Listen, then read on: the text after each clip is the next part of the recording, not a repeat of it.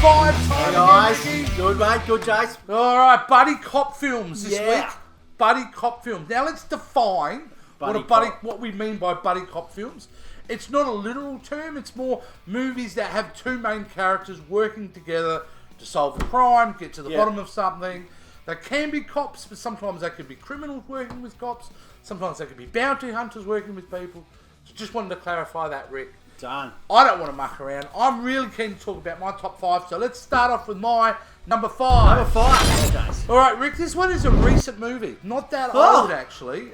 Recent. Well, recent enough that it's only 4 years old, and I'm talking about The Nice Guys. Oh, nice. The Nice Guys. Ryan Gosling, Crowe. Russell Crowe. Yeah. Look. It really is a wonderful film. I don't think it's a film that many people have seen. Really, I don't think it's as popular as it should be or it deserves to be, because the chemistry these two guys have in this film is fantastic. And I'm not going to go and sit here and talk into the plot. I mean, it's a detective type of movie, a couple of detectives working together, but it's just so much fun, and their chemistry and the way they work together in that film to solve the crime or whatever the plot, what the plot is. It's really great. It really is a wonderful film. Ryan Gosling, first time ever I've seen him in a movie that I've gone, man, you're actually really funny too. I thought he was funny in the movie. He was the guy who's getting his arm broken and everything else. It's really, really cool. So no, I love it. Shane Black is an absolute legend. I almost had this one or Kiss Kiss Bang Bang as my number 5. Because they're both Shane Black movies and both examples of really great buddy cop scenario. So that's my number 5, Rick. What about yours? I'm gonna go way back, Jace. I'm gonna go back in 1986. 1986. I'm going way back in 1986 with Billy Crystal and Jeremy Hines. Oh my! Yeah, Running Scared. Running Scared. This is a movie that is often forgotten about. Yeah, I have forgotten about it. A lot of people forget about this movie, but it is a good movie. I enjoy it. It's you've got Jeremy Hines and you've got Billy Crystal. Yep. Two wisecracking cops in Chicago trying to crack down a drug dealer, taken down, played by Jimmy Smits. Yep. And they got young Joey Pants, which is in there as well. Young Joey Pants. Yeah, young Joey Pants. It's the chemistry between the two. There's some great jokes in it, and the movie flows. It's not one of those type of movies back then that it kind of goes in and then you kind of get bored with it. I just really enjoyed it. I like this movie, and I was actually played on Netflix not long ago, and I jumped on it, and it was like, it's great. It's one of those movies you go in and watch it. Rick, I don't think I've seen it since 1986. Haven't you? Well, not because I hate it or anything. Because just people because forget about it. What you said, you forget about it. So, that's Running Scared. Absolutely love it. Love it. Okay, let's move on to number 4. My number 4 is, I would define as the granddaddy of this genre. Mm-hmm. It is really the first film that I was exposed to as seeing a cop, and in this case a criminal, work together to solve a crime.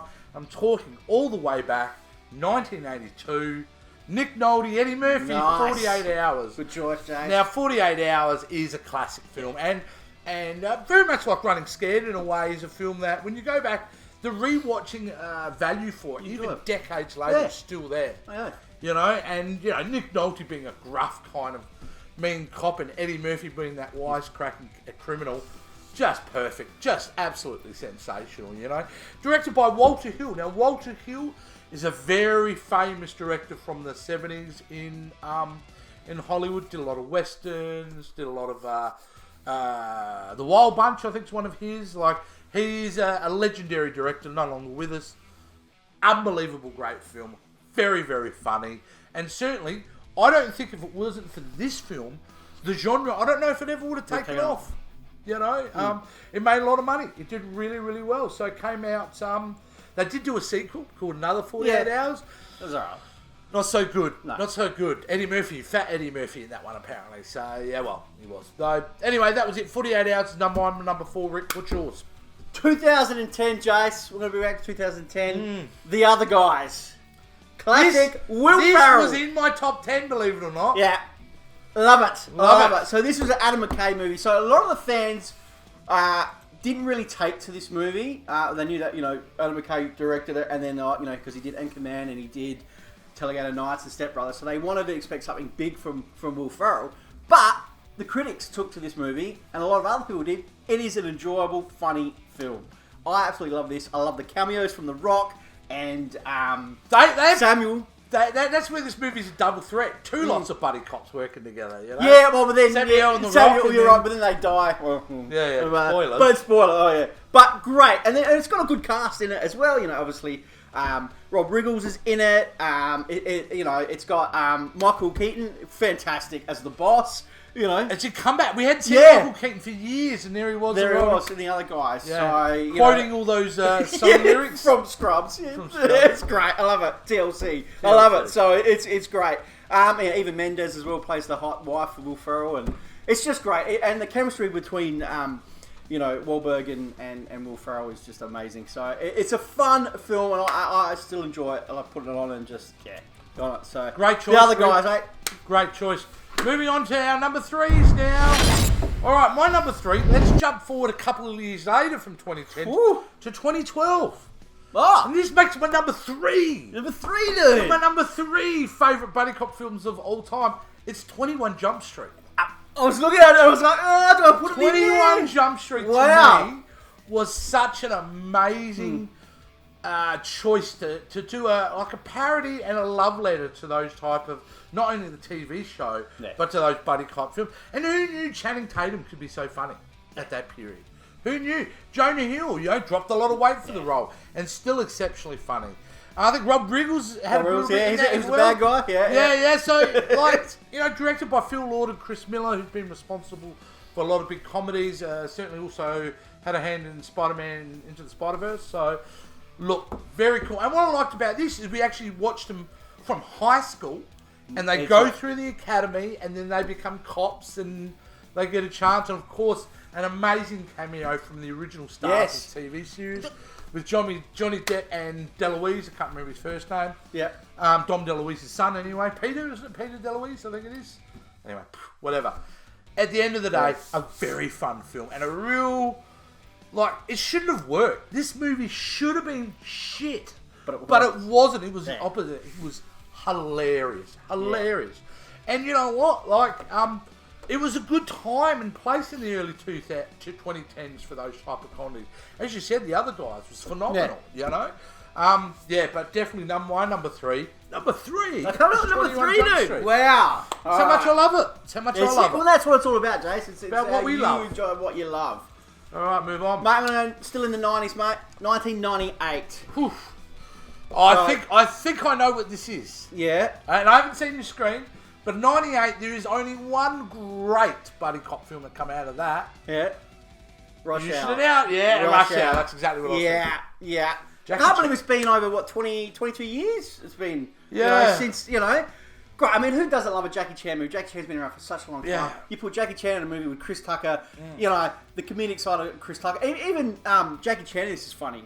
He's just he's on point, and the chemistry between the two is fantastic. It was a great concept to have a martial art legend and a wisecracking kind of cop together. And they play off that Jackie can't speak I remember properly. It was a big sleeper hit for its time. No one expected that to make any money. No. And then they did the other two that followed on. Brett Ratner directed it. Ratner. So, mate, love this movie. And it's one of those movies you can just put on again and just watch it. Highly rewatch. Mate, fantastic. If you haven't seen it, Rush Hour 1998. Well, we go, mate. We were smashing through this week, Rick. Yeah. And let's move on to our number 2.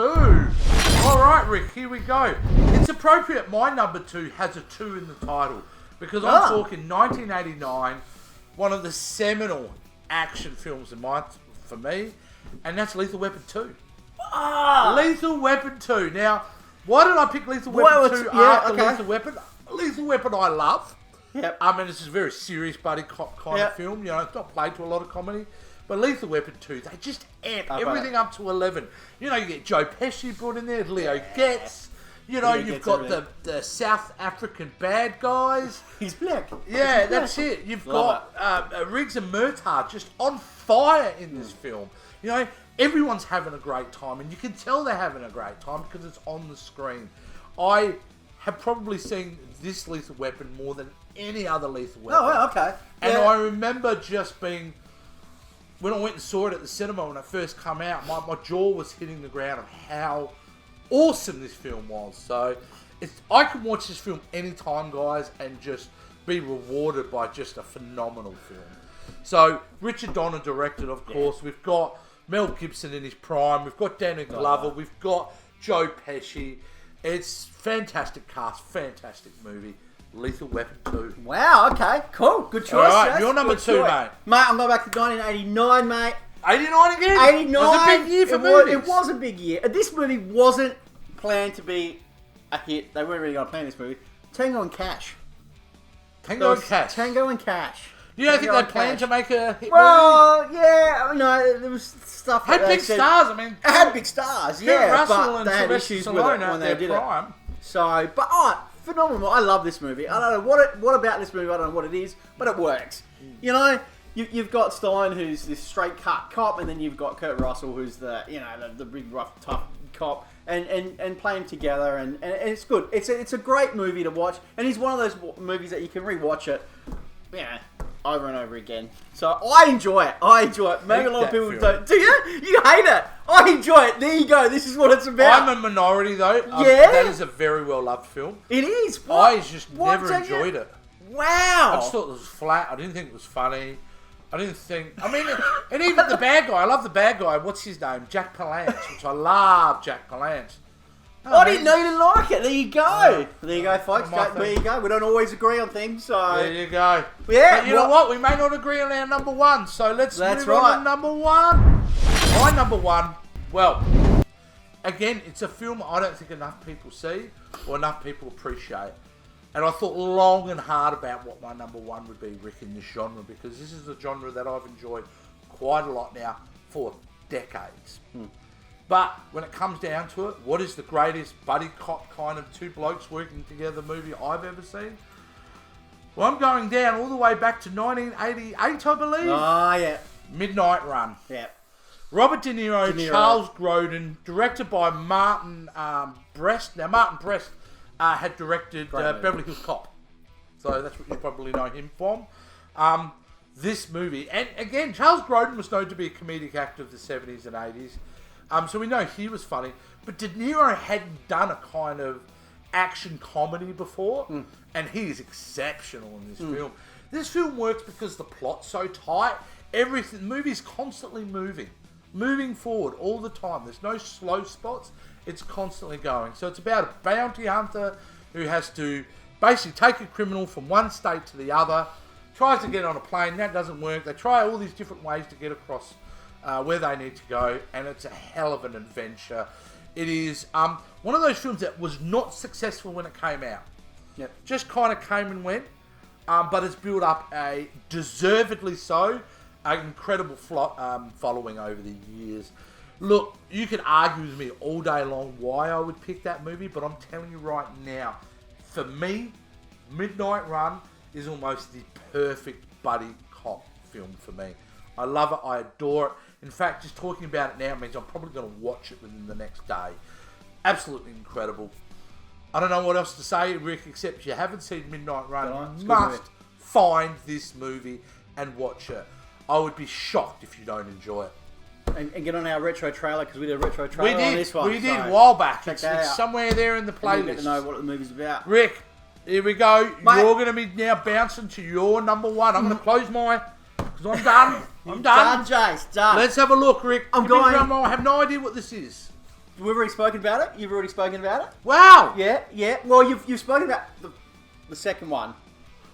I'm going with Lethal Weapon. I'm going for Lethal Weapon as a whole package. No, you can't do that one. But, you can't do that. But I do enjoy the first one. Out of me, I do enjoy the first Lethal Weapon movie. For me, I think this is the one that kind of Mr. Joshua treaded it off for me. You know, that's right. I absolutely love it. It had everything in it. It had the action. It had Gary Busey. I love Gary Busey's performance in this. I think it was riveting. It's a riveting He just film. played the real badass in this. But you got to, I mean, it's just a dark film in many ways. When you go back and rewatch it, I find the main character's trying to fucking blow his own brains That's right, out. yeah. A couple of times in the film. And I mean, it is intense. And you get that. You know, but you're locked in, aren't you? And that's what brings the whole movie together. You know, and you get to see this past of Riggs and that. And then when he gets in with Murtaugh, and they form this relationship, and you believe it. And when you're watching it, you truly do believe it. And that's what it's about. That knife fight at the end, is fucking incredible. That knife fight on the front lawn. At the end, and he's like, at his house, and he tells everyone to back off, and then they have the fight, and it's just, action and everything from the beginning to the end. It's an enjoyable movie, and then obviously leads off to the other three. But directed all four films directed by Richard Donner, obviously. And Shane Black, which you mentioned as well, with the wrote the movie. So, mate, you know when a movie's working, when you have someone running barefoot down the street holding a machine gun, and you're in. You don't go, hang on a minute. You're in because that film works so well. Yeah, I love it. It's well, without Lethal Weapon, I wouldn't have got my second favourite. No, that's right. You know, and we wouldn't have got. And you know what? Lethal Weapon 3 is probably the weak link for me in that series because I really like number 4 with Jet Li. I enjoy number 4. But they are a fantastic series of films. Yeah, so great choice. Bit of Lethal Weapon love this week. Yeah. Your number 1, my number 2 for number 2. It's good.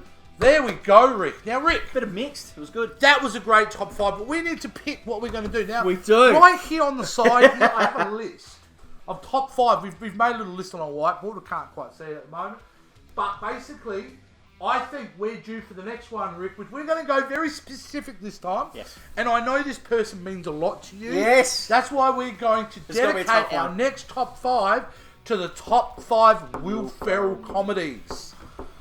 That's tough. And that's for Rick, because that's one of Rick's favourite comedians of all time. Yeah, I love it. I actually just watched the Eurovision. Yeah. It was good. It's good. It had its bits. It's good. So, yeah. Good. Well, there you go, guys. Next time you see us, we'll be talking top 5 Will Ferrell films.